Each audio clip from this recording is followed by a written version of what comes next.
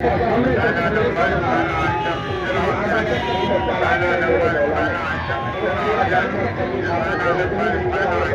इन्हों बंद कराओ या गनमैन पिछे खिला रहे हो यार बंदे सारे पिछे नूं लगे जाते नहीं यार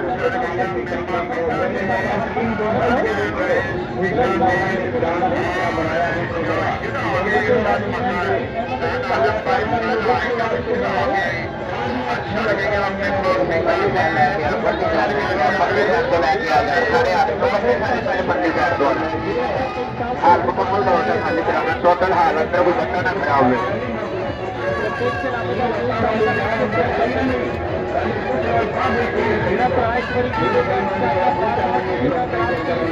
अंदर खिलाओगे यार चेक करें थोड़ा अंदर खिलाओगे चेक करें ना टोटी सही चला देंगे दबा देंगे सेंटर में खिलाओगे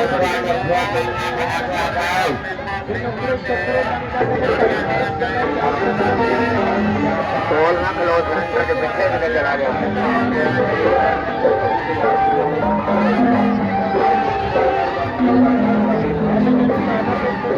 तोरो हाल बंदे ना प्यार कर कोई बंदा ना खड़ा हुए चलो टिकट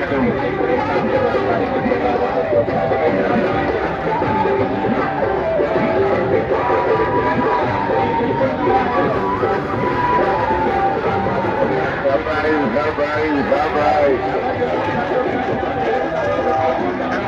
जल्दी करो जल्दी करो जल्दी करो जल्दी करो जल्दी करो जल्दी करो जल्दी करो हो गया जी नंबर 1 हो गया